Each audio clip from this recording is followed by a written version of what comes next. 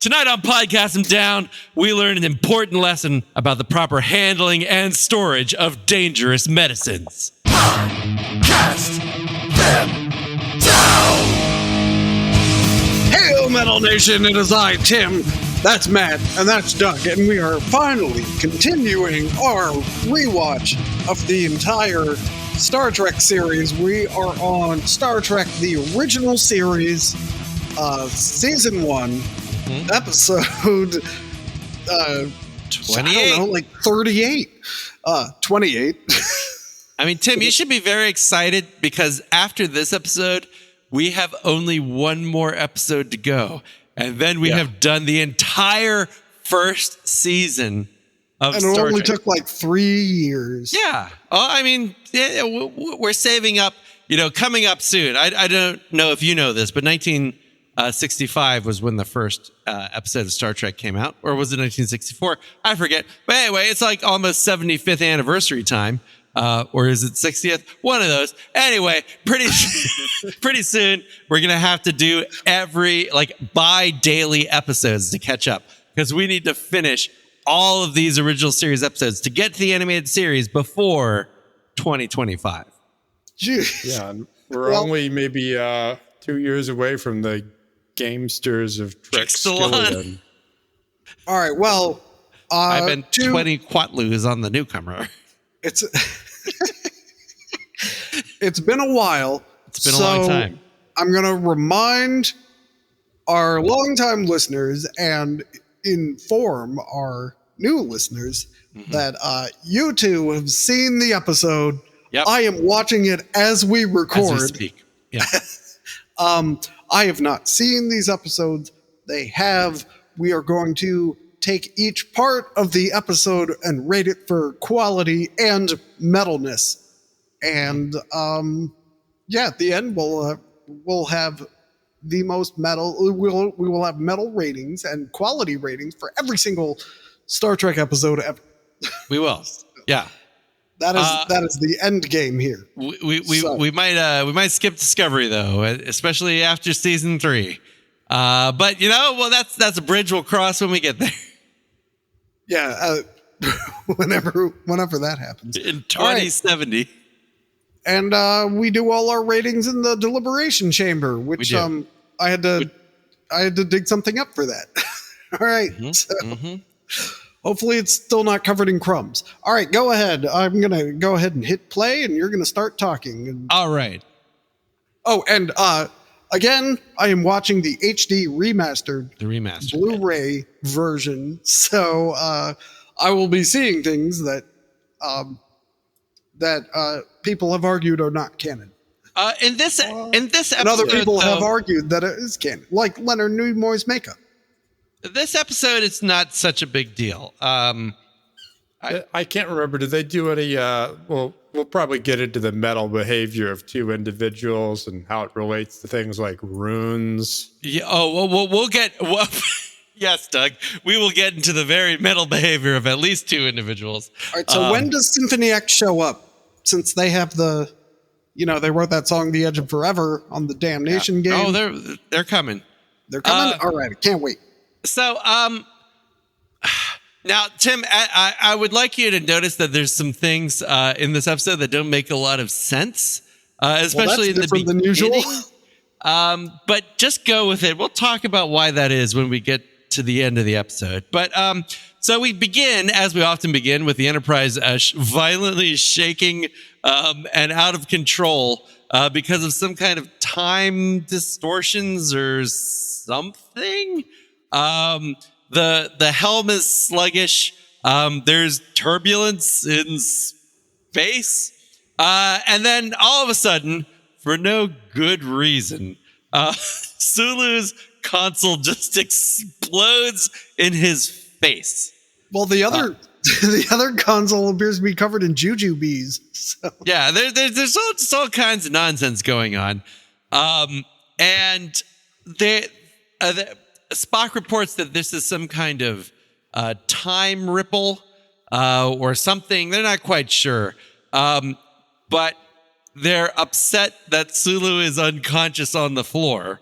So they call good old Bones Leonard McCoy, or is it the other way around? I believe you mean Bones. I'd jump his bones. That's the guy. So he's the doctor, and someone has been critically injured. And he diagnoses him with a heart flutter rather than having a console blow up in his face. But I guess they're all connected.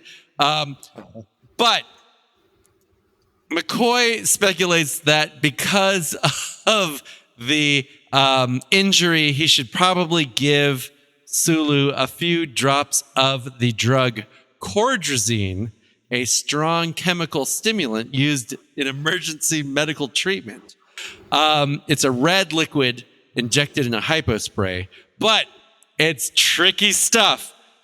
So the doctor administers 2 drops, just 2 drops, to Sulu, who gets better. He immediately starts smiling, like, hey, I'm having a great day. No problem that my heart stopped. But then another one of them time ripples happens. And Tim, have you gotten this point yet? Yep. Oh, so Tim knows what's going on, but you at home don't. So McCoy stumbles and injects like the whole fucking vial into himself. After which he becomes, I believe the technical medical term is jack fucking crazy, and just starts running around, raving and screaming about killers and assassins, like knocks someone over and runs to the elevator, and Captain Kirk declares a red alert, and that's the teaser. All right, you ready? Let's do this. Let's do this. Accidental drug overdose. Mm-hmm. Explosion for no reason. Something about time ripples. Pretty good so far. Mm-hmm. Yeah, and Scotty's just standing there. Yeah, Scotty does jack shit. Yeah, and the medical misdiagnosis, and then the application of powerful narcotics for no reason. Yeah, just the basic mishandling of a dangerous drug. Like he just takes it and is just holding it against his belly when he knows that there's space turbulence. That's the whole reason he's there to begin with. Right, and it all comes about as he's putting it away. Yeah. Like, this isn't in the application of it to, life-saving means. Yeah. This is just mishandling. Yeah, it's just clear malpractice, to use a lack of a better term. Yes, I think the whole situation is very metal and interesting. I'm ready for my scores already. This is an 8 and an 8. This is an 8 and an 8, and I totally agree with you, Tim. What's more metal than handling a dangerous substance carelessly and then screaming about assassins? Right. Yeah, it's very metal. It's a metal disease. It won't accept. So is that 8s and 8s all around? I think so. All right, man. We're really moving. Wow, that's so fast. All right. So we get a captain's log. Captain's log supplemental entry. 2 drops of cordazine can save a man's life. 100 times that amount has just been accidentally pumped into Dr. McCoy's body. Due to his incompetence. In a wild frenzy, he has fled the ship's bridge. All connecting docks have been placed on alert. We have no way of knowing if the madness is permanent or temporary, or what direction it will drive McCoy. I like there's no other doctors. Where's Dr. Mbenga? Where's Nurse Chapel? They're just like, oh no. Yeah. And you'd think there'd be some precedent for this. Mm-hmm. The space madness caused by cordazine injections. Anyway, so I think we open with some red shirts patrolling the hallway. Yep. So not only is he crazy, but he's crafty. So he's crafty enough to avoid all the guards. So he's on some kind of like mission to do something. We're not quite sure what. We don't even know that he's sure he knows what he's doing. But yeah, you see him sort of crazed out of his mind, and then he, I believe, karate chops transporter guy in the hip. Our buddy Chief Kyle. Yeah, it's Kyle. 2 blows. There's one in the hip and then one on the shoulder. Well known to incapacitate someone. Yeah. Takes the Velcroed phaser. You're forgetting that he has very good medical knowledge. Oh, yeah, maybe that guy needed an artificial hip. He's like, I know how to take him out. That's where his vagus nerve is or something. Yeah. Fair.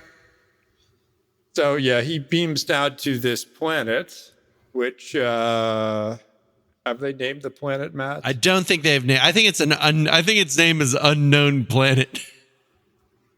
So they go down to the planet. It's Kirk, Spock, Uhura, a security officer, and Galloway, who's apparently a named character. Mm-hmm. I guess not for long, right? Well, it's probably appeared in one other episode. Yeah. Anyway, or the novels. And they come down and there's like ruins. Roman ruins. Yeah, there's all kinds of ruins. Possibly they're not supposed to be there. But we'll talk about that later. So there's ruins and there's this portal-y thing, which is strange. And so they're looking at it. They're trying to figure out where McCoy went. But Spock, because he's always scanning, discovers that the portal-y thing is actually the source of all these time disruptions. And that seems a bit strange. So they're trying to figure out what's going on. And then all of a sudden, there's a loud booming voice coming from the portal.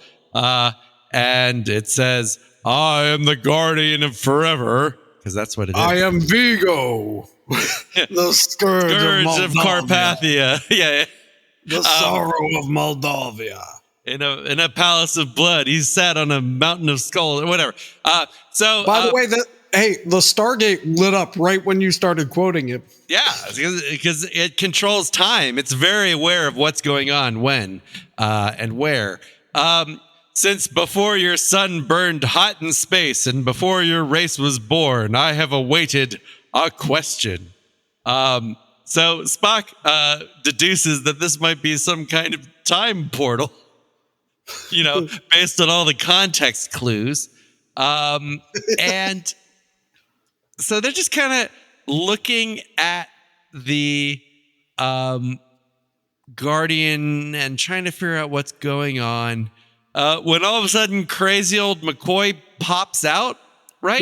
Who's hiding in plain sight. Yeah, he was like hiding behind some column or something. And Spock tries to get him with the old neck pinch. So he's temporarily restrained. But Kirk, who really needs to learn to leave well enough alone, says this is a big mess. If only there was some way we could use this time portal to take McCoy back a day in order to make sure that he does his fucking job and covers up the syringe before he sticks it in his belly.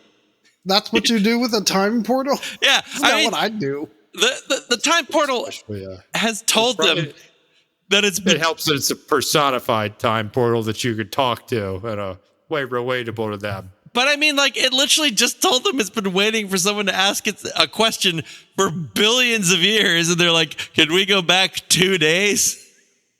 It's like, I'm a time portal, man. What happens?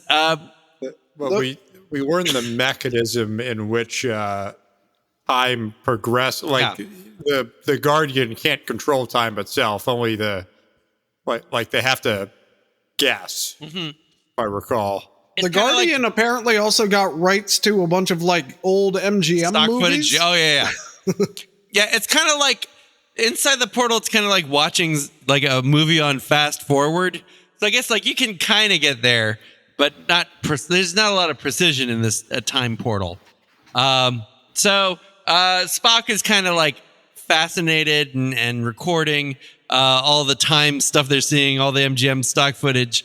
Apparently he didn't do the Vulcan neck pinch correctly because McCoy wakes up all of a sudden and just jumps his crazy ass into the portal. And I think he has advanced syphilis too. Oh yeah, he's all like blotchy. So McCoy jumps in. They try to stop him, but they can't. The portal shuts down. Space syphilis. Go on. And they try to call up to the ship, but there's no answer. And like a Kirk's aggressive type A-ness. Well, I think Uhura, like, I can't. She shows him the communicator. Yeah, she tries to call. It. Like he can do something different. Yeah. Very patronizing. Like, I know you're the communications officer, but you clearly don't know shit about this communicator. and Mr. Scott looks at it too. And the Guardian helpfully informs them that your vessel is gone. All that you knew is gone. And Kirk, sharp number he is, figures out that McCoy must have done something to change the past, leaving them stranded here. And Kirk jumps to some decisive assumptions and conclusions when he states that Earth isn't there. Yeah. We're totally alone. Earth is gone. With no real evidence. Yeah, the space donut said so. Yeah. Sort of. And that's it. The end of the act. All right. I like syphilitic Dr. McCoy. He's a fluky number, man. He's hiding in plain sight, and these military officers, I'm sorry, Starfleet officers, can't find him lazily hiding behind some bricks. I mean, they just kind of like all gave up. They're all gazing at the portal. Right. Yeah, and more yelling about assassins. You won't get me. I'll kill you first. It's all very metal. Yeah, and the portal also seems to think that people really want to travel to Roman times or Waterloo. Yeah. Or the age of steam. Yeah. And the Guardian's really metal, too. First of all, it is the Guardian of Forever. I mean, yeah, like, fuck yeah. And then it talks. Like, Matt, you can promise me that they never do anything that would ruin the Guardian of Forever, right? Yeah, Doug, they sure don't. And they don't, like, reduce it to a person or anything at any point. Yeah. That would never happen. They definitely never make it a fat guy in a bowler hat, if that's what you're worried about. Well, this is not as good as the intro, not as metal as the intro, but still not so bad. So what did I give the intro? 8 and 8? This is 6.5 and 6.5. Okay. Yeah, no, I'm generally there too. I will give this. I mean, it is pretty. You seem to be forgetting the part where he karate chopped someone in the hip and totally knocked him out. Well, and their overwrought plan. They have the doctor. Presumably, you can reverse the effects of the drug, but instead they want to use a time portal that just introduced itself to them to go back in time 2 days. Yeah, that doesn't make any damn sense. It's like I'm gonna add a half point to each of my scores. Then. Okay. And then you got the ruins. I mean, the ruins. It's like metal Romanesque ruins. Yep. Actually, it looks like the Symphony X album, Divine Wings of Tragedy. Mm-hmm. It's very prog. It's like the whole prog. thing. And the Guardian right there. Like you just see that on an album cover. Like take them off and you see the Guardian and then you see Victorian times. And then maybe like a little girl holding a doll. Yeah. I mean, prog metal. And I would like to point out that it's a light and sound experience whenever he talks, and that's pretty metal. I agree with Tim. It's not quite as metal as the intro, but it's still strong. It's a 7 and a 7. And you know what, Tim? I could kill for a 7 and 7 right now.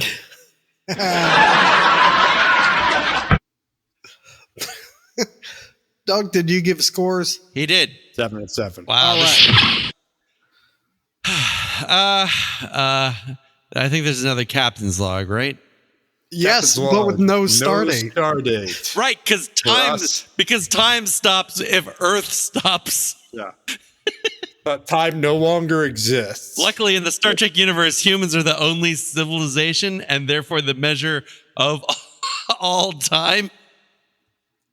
And then, even though this is not like a supplemental entry, at the point in which this is being made, they know that all Earth history has changed.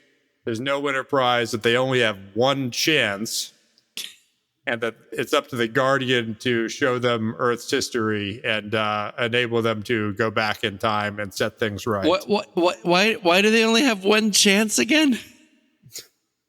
The Guardian said I'm guessing, if he didn't. I'm guessing they're assuming it's a one-way portal. But it's clearly, well, I mean, it's not, but maybe, yeah, I guess maybe they're assuming so. The tricorder scan. So luckily, How come all of human history is just Egypt and a bunch of European history? That sounds right to me. Yeah, I'm a historian.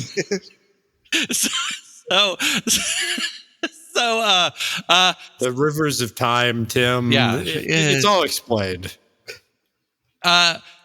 So we may have glossed over it, but Spock was recording history as it was up on the portal for some reason, and so luckily they can, because Spock was recording history, they can determine the precise kind of moment that McCoy jumped into the time stream, which is the early 20th century. And they could get close enough where they can put them into the portal roughly a month, maybe a couple of weeks before McCoy's arrival. And they're worried about where on Earth they'll land. Right. Like it's, it's like, yeah. Could you even meet yourself if you're just put in, on the other side of the world? We'll find out. But the Guardian tells them that if they fix time, again, somehow it will create a predestination paradox where they wouldn't have gone in or something like this.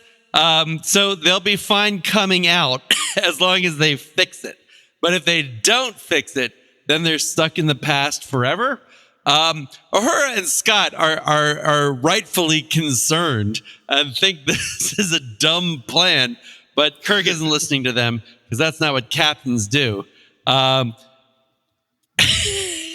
So he tells Scotty and Uhura to wait, and if it doesn't work, they'll have to try on their own. At least you'll be alive in some past world somewhere. They haven't even checked to make sure they can't live on this world. I don't know. But yeah, just jump into the past if it doesn't work. And this is the premise to a third season episode, isn't it? It is. It actually, the ice. Yeah. So now they're like fast forwarding the tape. Like World War I comes up. Spock says it's almost time. And then, we see something and they jump. Kirk and Spock, of course, jump into the Guardian and emerge in New York City, 1930 something. For some reason. Yeah. For some reason. We get that crisp Brooklyn sunshine. Yep, it's like that dark. those beautiful spotless streets of New York City in the 1930s. Not a piece of trash anywhere. So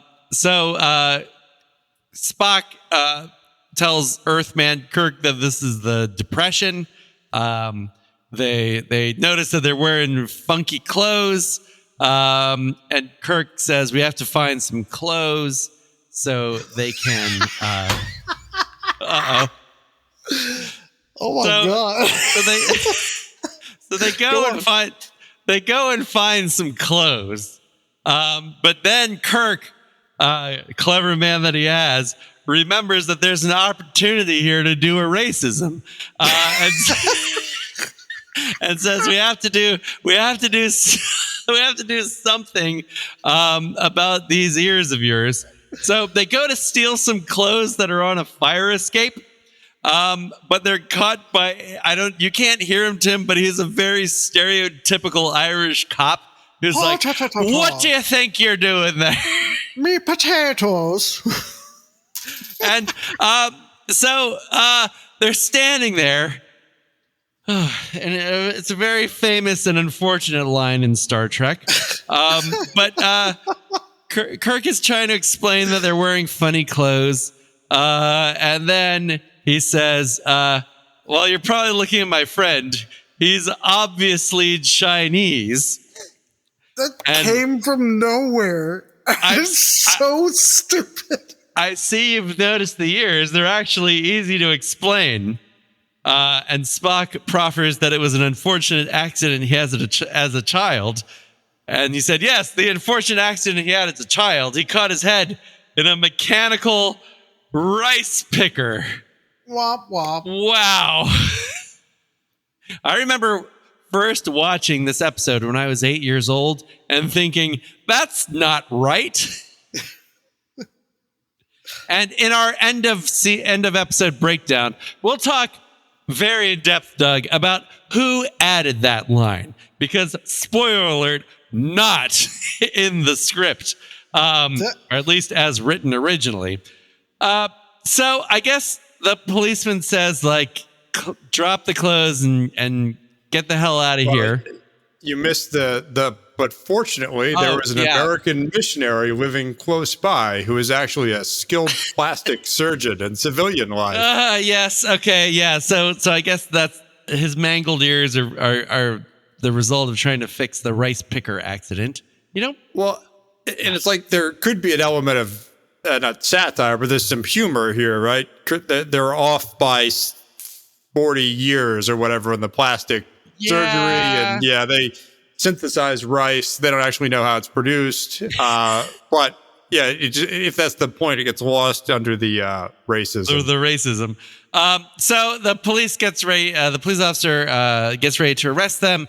Luckily, Spock Vulcan neck pinches him, and they steal the clothes and escape to the basement of some building, where, as happens many times, Kirk and Spock undress in front of each other and then put new clothes on.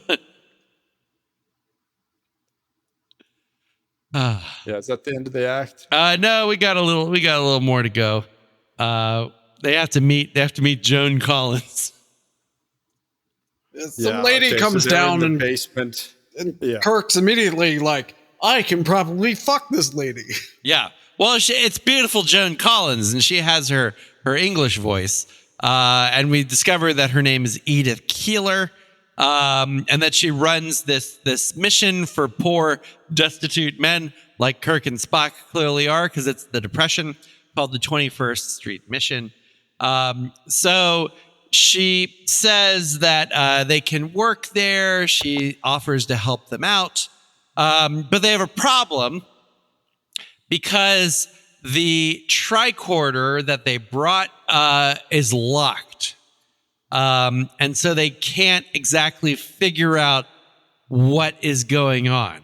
So they need to get supplies for Spock to build a tricorder out of 1930s material, or, as they repeatedly say, stone, knives, and bearskins. If you like the phrase stone, knives, and bearskins, they say it 50 fucking times throughout the rest of this episode. Well, this is also where they set up the whole how any of this works explanation. Right. Where Spock somehow supposes that they're about a week out from when McCoy arrives.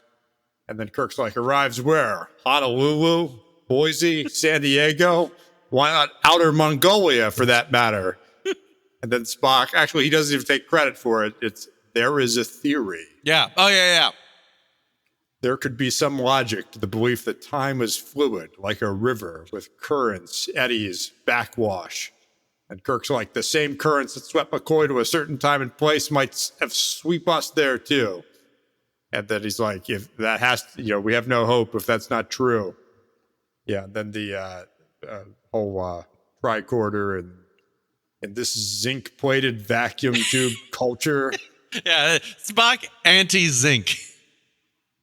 So, they need to get a job. Edith Keeler offers to give them work, 15 cents an hour for 10 hours a day. Seems pretty exploitative, but who knows? Kirk immediately tells Edith Keeler that his name is Jim Kirk and Spock's name is Spock. So I guess he's hoping to find no one who speaks Chinese in New York City. Okay, fine. And then they just go about to work, eating soup out of bowls, living that mission life. Spock tries to build a computer, and this damn act goes on forever. But eventually, Spock gets the computer working. Oh, wait, is this where there's the bum who's sitting next to Kirk? Yeah, this is where Kirk's like, shut up.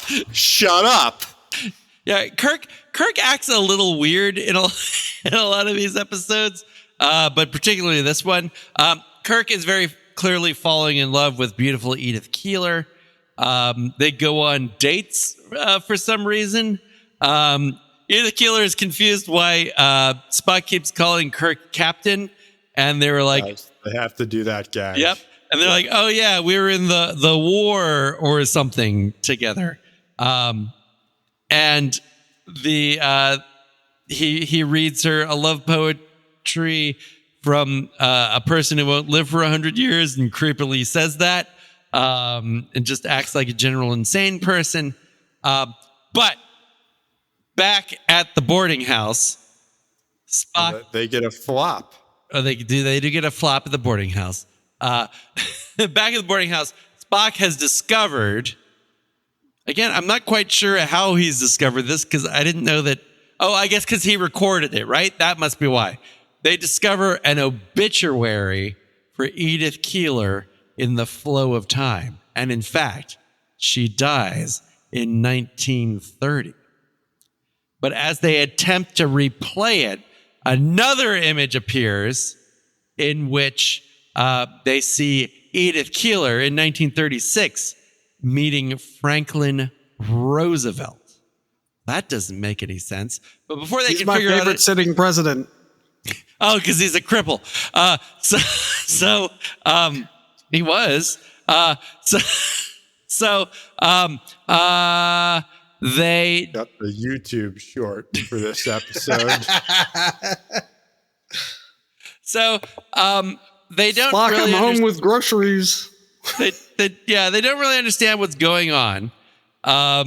But they do discover that something happened where Edith Keeler was supposed to die. Probably something Dr. McCoy did.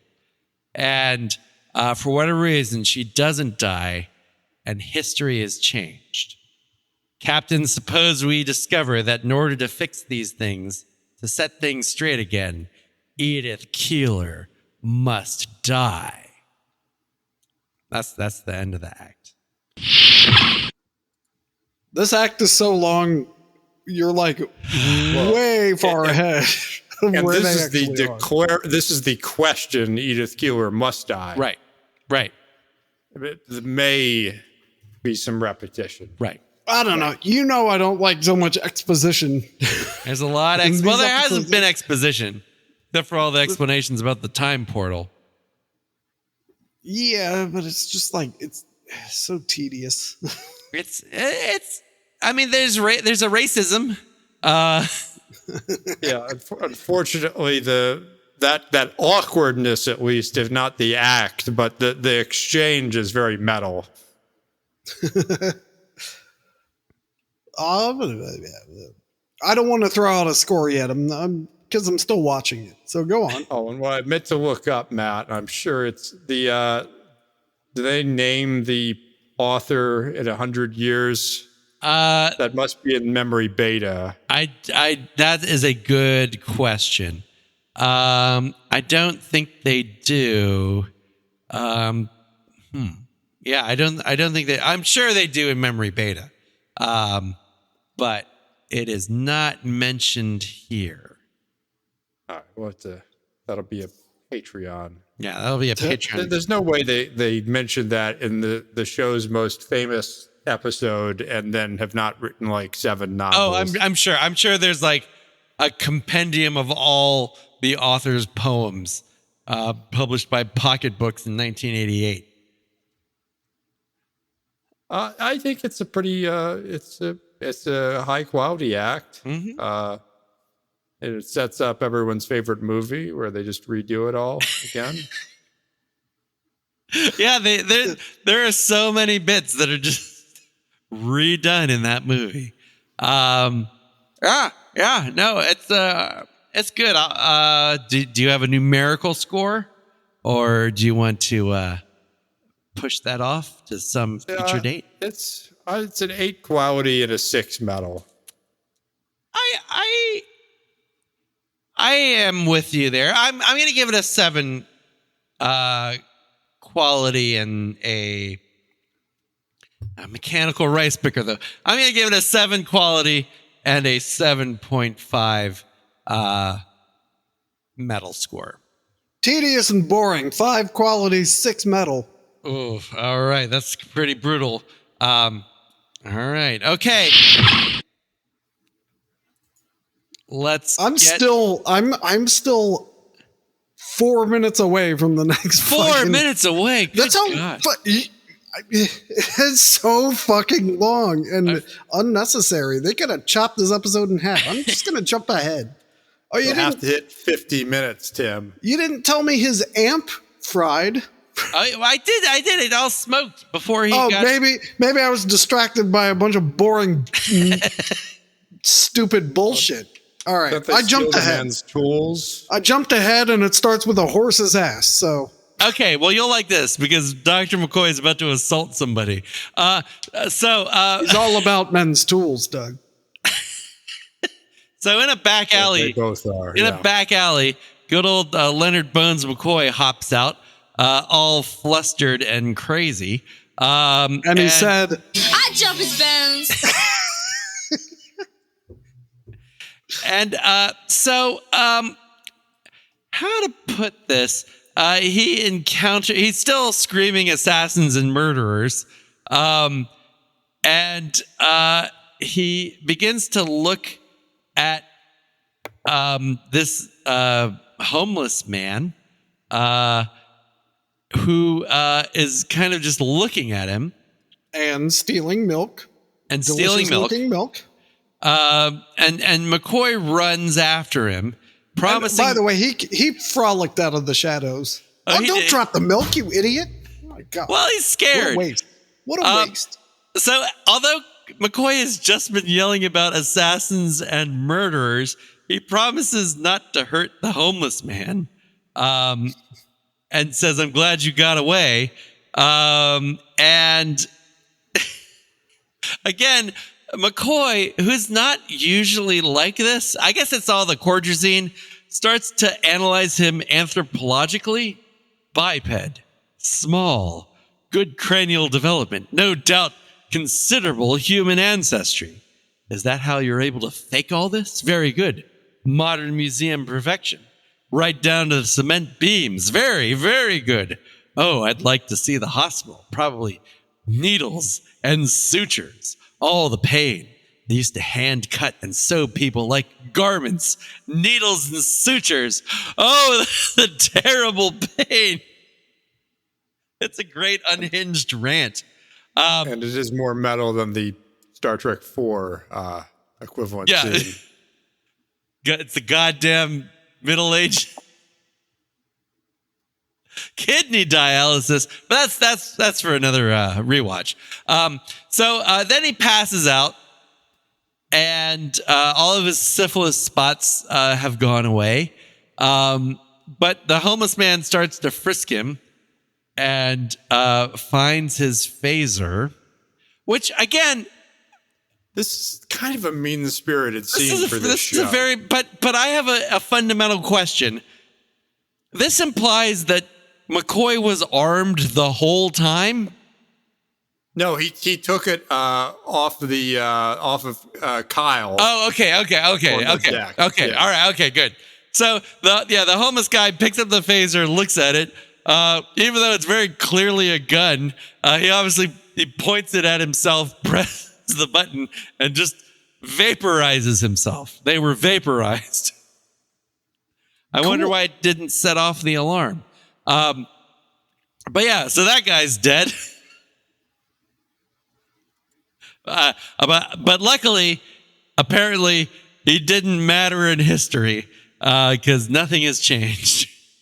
Well, or the phaser apparently doesn't matter in history either. Yeah. It just falls into the river.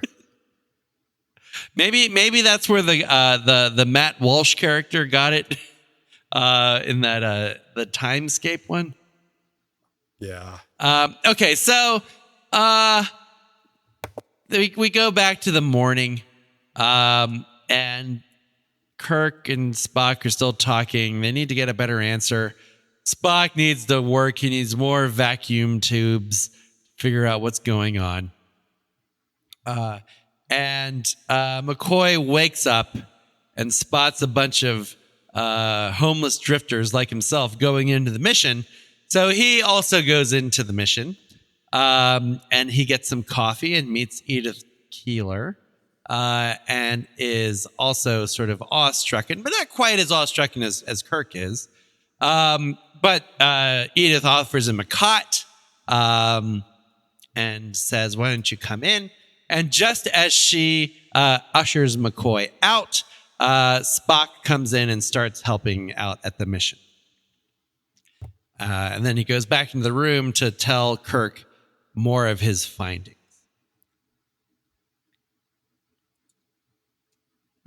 Excuse me.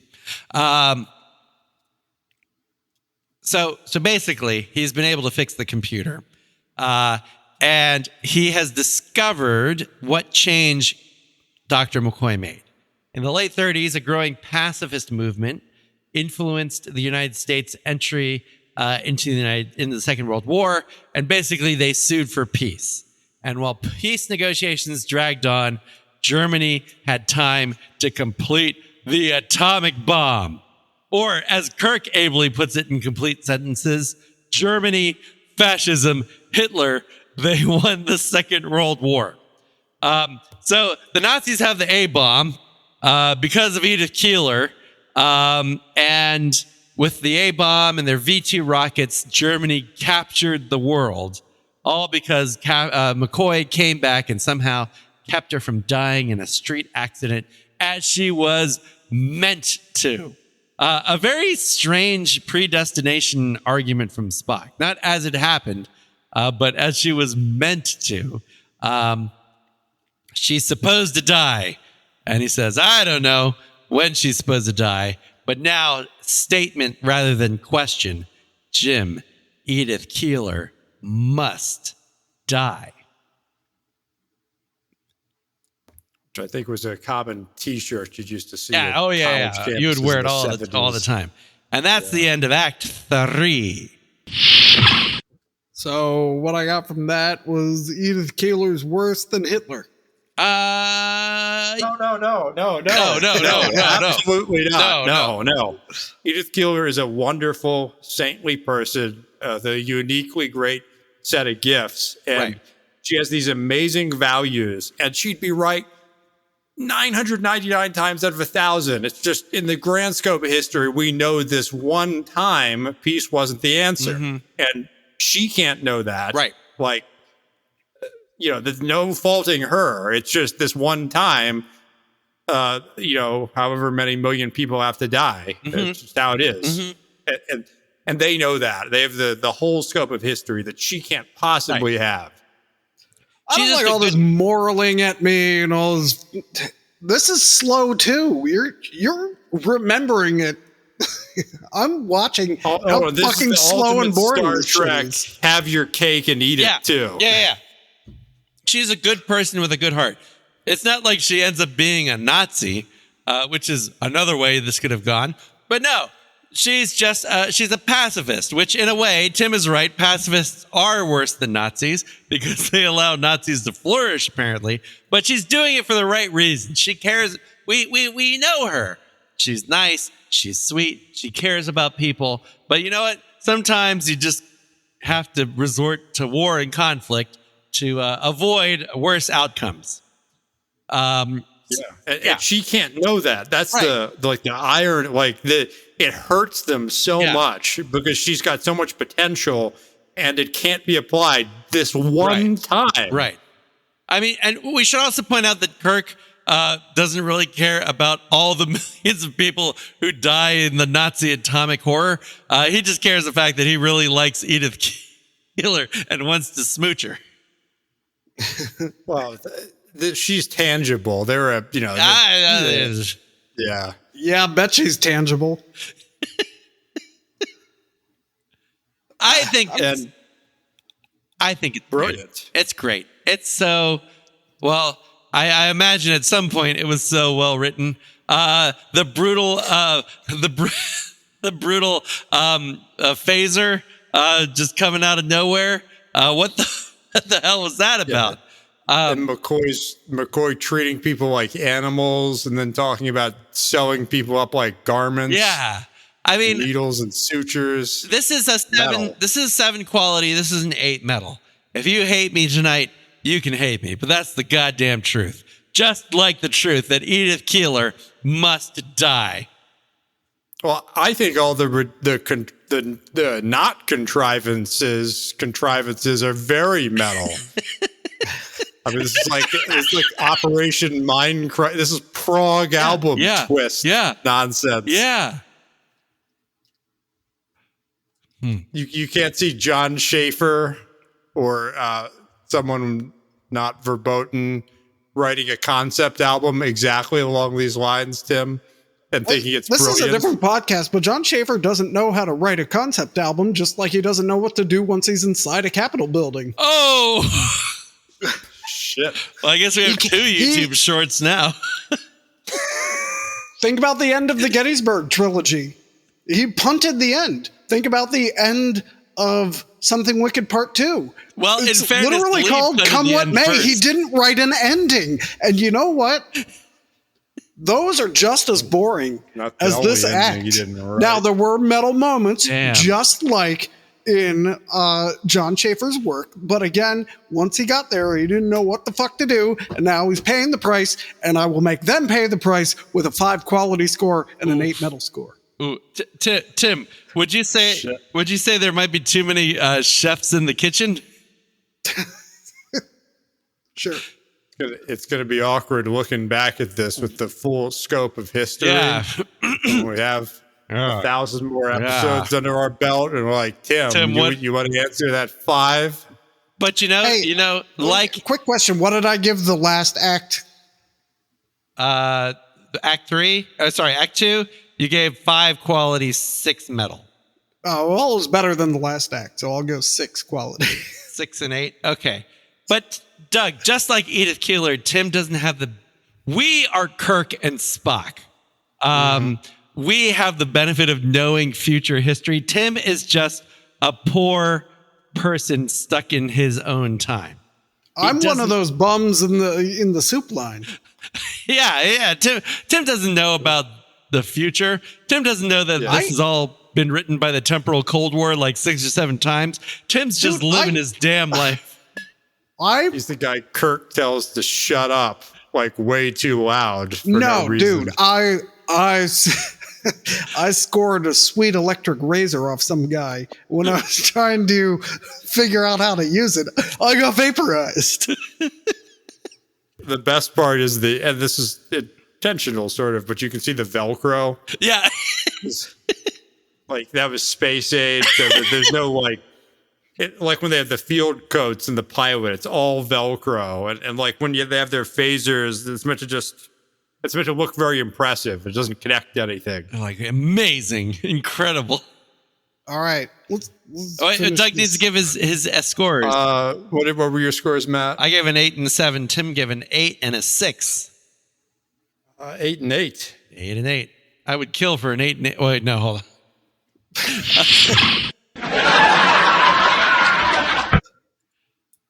All right, now is the time you've all been waiting for. So McCoy regains consciousness now. I guess the real answer to what do you do when you ingest 100 times the recommended dose of cordrazine is just wait 4 days and you're fine. Weird, but he's fine. He's trying to explain to Edith Keeler that he's the chief medical officer aboard the ship called the USS Enterprise. She thinks she's talking about the Navy. She asks McCoy if she wants to meet her friends who talk in a similar, peculiar way. McCoy says, I'm a surgeon, not a psychiatrist. Despite the fact that at some point, I believe we've already established that he is, in fact, a psychiatrist. But I don't know. Anyway, back at their flop house, Kirk and Spock are trying to figure out what to do. Kirk is about to go out on a date with Edith. She clumsily stumbles down the steps, and Kirk catches her, demonstrating that he, and Spock has a look on his face that's like shit, because he was like, if she had fallen down the stairs, maybe that weakens her up to get hit by that car. And so Spock is pissed. Spock is pissed at Kirk for not letting her fall down the stairs, basically, and reminds Kirk that millions will die who did not die before if they don't let Edith Keeler meet her appointed fate with the old motor car. So they smooch, and facts are facts. Spock says it's nighttime. McCoy is fully restored to health. He's drinking coffee despite the fact that it's nighttime. But I don't know. Maybe he needs a cup of coffee. Edith says that she will have to talk to McCoy about his thanks for her saving his life later, because she's going to go see a Clark Gable movie with her date. And so Kirk, McCoy doesn't know who Clark Gable is, but he knows what a movie is. So he's like, all right, whatever. See you later. They all leave at the same time. As they cross the street, Kirk and Edith hand in hand. Edith mentions the idea of seeing the Clark Gable movie. Kirk doesn't know who that is. And she says, that's funny. Dr. McCoy doesn't know who Clark Gable is either. And he says, Dr. McCoy? Leonard McCoy? And oh shit, it's happening. Yeah, he's right over there. And then he yells to Spock. He says, Spock, he's inside. And then McCoy comes out, and as they do, a truck is comically barreling down the street as Edith just starts to cross the street. Spock screams, no, Jim. Kirk says, Edith. McCoy dashes and tries to run and save her, but Kirk basically tackles him and prevents him, just as Edith and the truck meet in a squeal of brakes.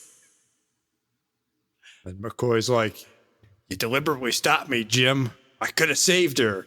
Do you know what you just did? And Kirk is all like upset and weepy-eyed, and Spock says, "He knows, Doctor.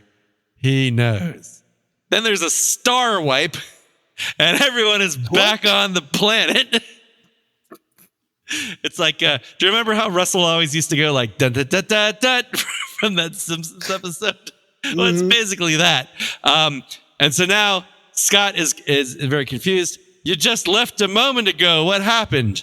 And Spock says, "We were successful." And the Guardian says some bullshit about time being fixed. And he says, Resumed its shape. he's kind of like knowingly, he says, there's all kinds of places we could go in the wacky time machine thing, time portal. Let me be your gateway. And Kirk says, "Let's get the hell out of here." End of episode. I like how they punted the ending, just like, oh, and then they hop back out. It's like, bup, bup, bup, broop. Yeah, I can't. Did the Guardian even really set up their return? No. Like, He vaguely mentioned that if the timeline was restored, they would have never gone. It would be like they had never gone if the timeline was restored. But it's unclear because wouldn't it have been like McCoy never left, but they know that Kirk and Spock went in. So time progressed. I don't know. Time is confusing. Go ask. It's fluid. It's like a river. Go ask Doctor Who. I don't give a shit. Anyway, that's the end of the episode. And now, Tim, before you score this last act, you know what? You know what? We're going to have to add a category.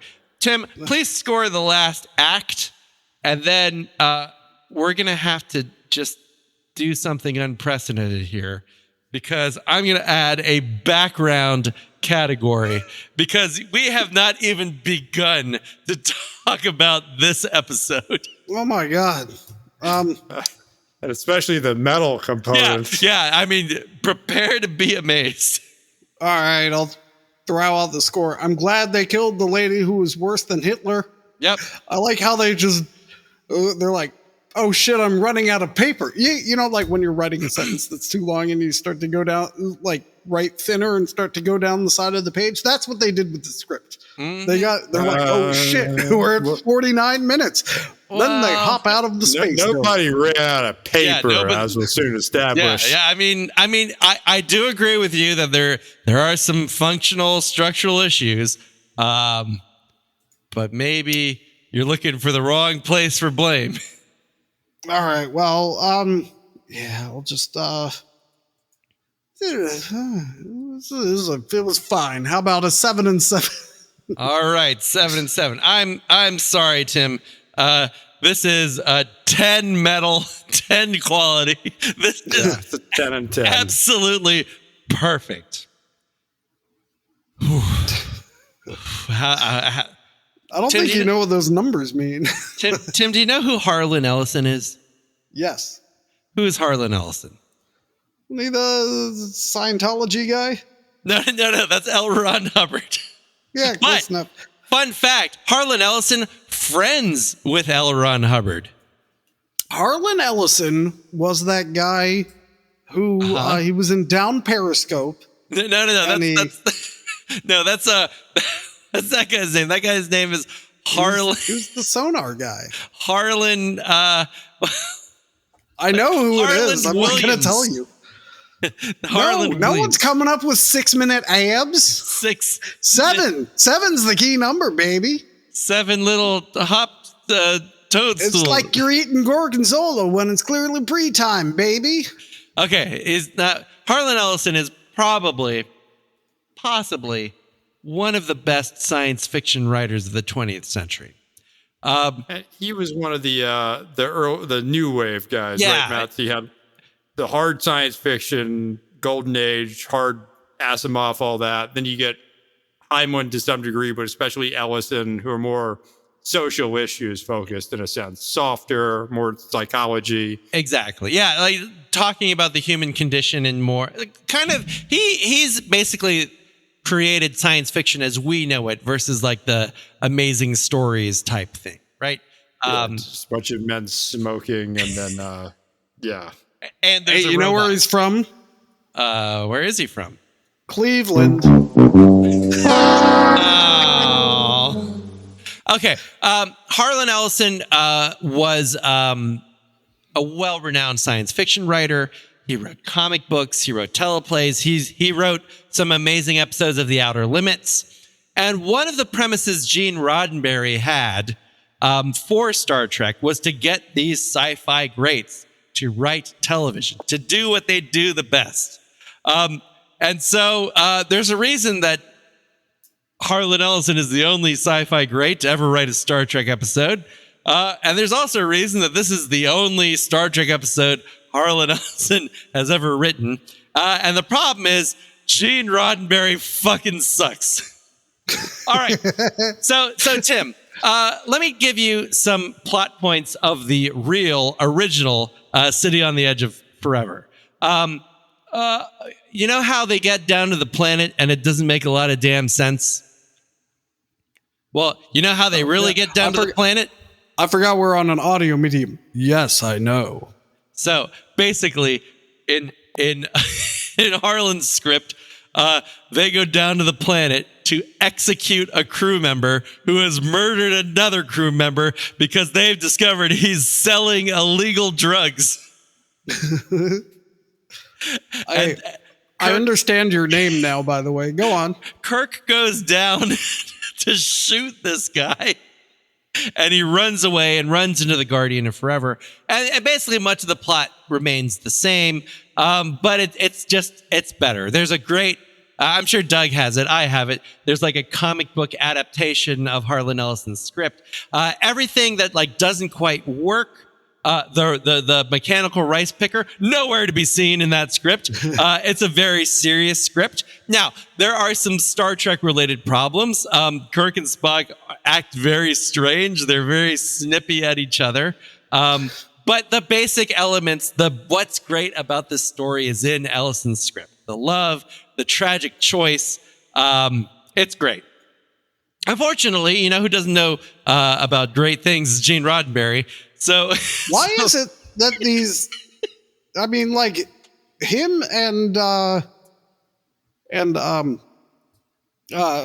George Lucas. You know, they have like great ideas that they need teams of people to make good. You know, same with Futurama. Well, all the network executives, they interfered. Matt Groening took all of their comments for one episode, and he said, "I'm never doing that again." And then he never listened to them again, which is why they got crappy time slots and canceled repeatedly. Anyway, I think it's got to be ego or something. It's definitely something. Yep. And so basically, just. He turned in the script, and they just kept fighting about the script.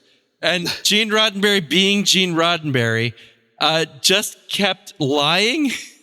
So, like he said, "Oh, and this script had Scotty dealing drugs," and so this is the only episode of the original series of Star Trek to win a Hugo Award. But the way the Hugo Awards work, it's credited to Ellison because he was the writer. There were all these rewrites. There were so many rewrites. And because of the rewrites, Harlan wanted to take his name off the script. So he wanted to put his pseudonym, Core Winder Bird, which was very famously what Ellison put on scripts that had been fucked around with and was a clue that he wasn't satisfied with the way the script was being edited. And then Roddenberry said, "Oh, no, you don't. I know what that's about. And if you do that, I'll blackball you and make sure you never get a writing job in television ever again. It's just so amazing. I'm back. So you went into when Harlan Ellison was just blasting hard rock music all hours of night. I saved that for you, Doug. Okay. So like basically they insisted that Harlan write on the set because Gene didn't trust him. He's like, I'm paying you all this money. I want to see you working. So what happened? Like they gave him an office or something, right, Doug?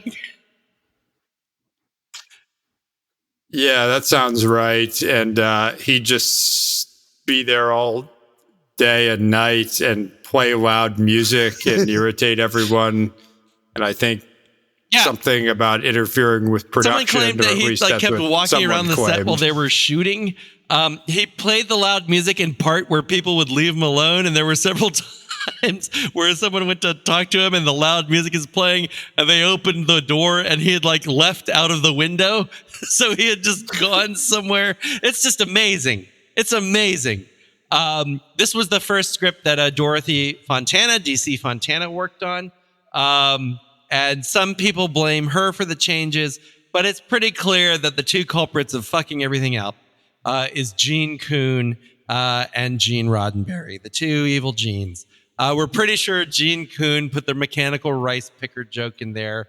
We're pretty sure that the person who wrote the poem on the little planet on Orion's belt is one of the many Gene Roddenberry references to himself for some reason. The great bird of the galaxy. It's just like, fuck off. It's great. It was tampered with. How much greater would it be? I don't know. But it's still a pretty goddamn amazing episode. Hey. Well, and then there's the whole, all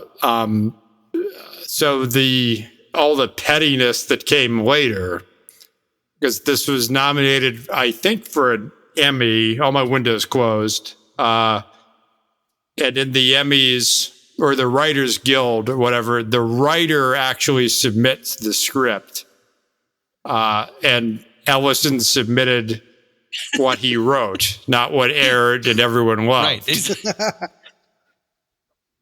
There's all this crap, and I think all this happened with the Hugos or the I think it was the Hugos. Is it the Hugos? Yeah. It's probably all in the Wikipedia article. And all this pettiness between people sitting at tables and Roddenberry and Ellison. It's just so broken. And it continues into the 2000s. They hated each other for their entire lives. And Harlan would never miss a moment to talk shit about Gene Roddenberry. Gene Roddenberry never missed an opportunity to say that Harlan Ellison was insane. It's just great. Oh, and he made Scotty. Scotty was dealing drugs.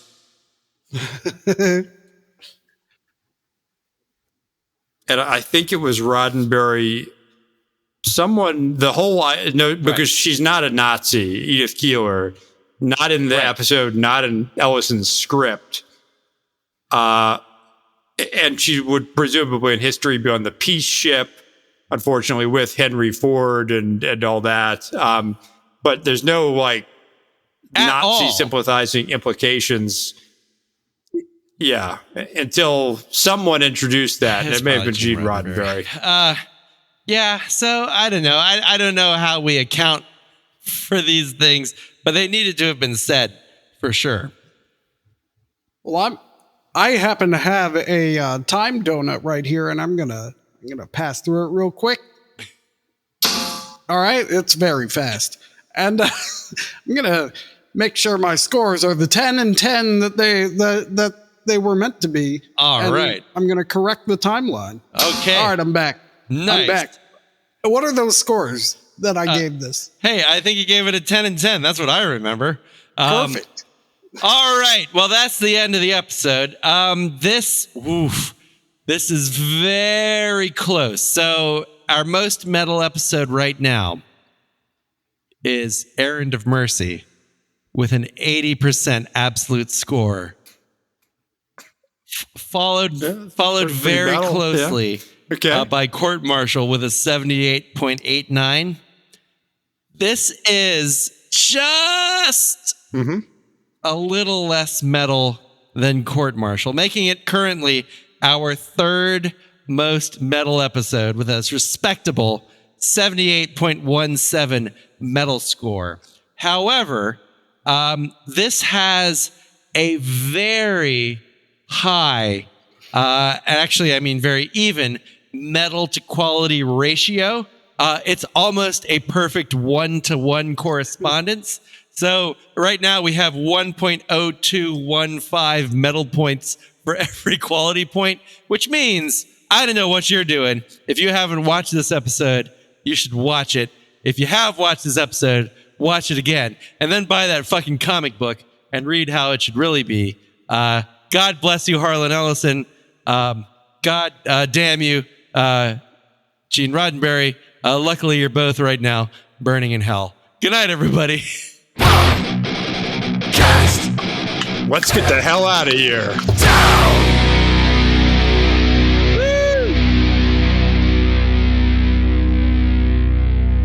Am I the only one who felt like that flew by? I was gonna say, until next time before you go to bed, make sure you have a nice calming cup of coffee. That's pretty good too. Yeah, edit that in. We're going to edit that in. And it's maybe this is bonus content, but it's interesting. And so if you were to ask people in like 1993 what the best Star Trek episode ever is, the original series people would all unanimously say City on the Edge of Forever, and even like the next gen people lean that way. I'm curious how that's changed, if at all. This episode meant so much to so many people, but has so many transparent holes in it, and was literally remade for a movie, basically. But it doesn't have the emotional resonance that the movie, I guess, kind of does. The original pitch for Star Trek 4, Tim, was that they basically do this episode, but they go back and stop Kennedy from being shot. Well, Roddenberry, that was the original pitch for Star Trek 1. Like stopping Kennedy was a recurrent movie idea. Oh, phase 2. I got a great story to kick that off. We already did that one. Remember? He's like, no, it's Kennedy.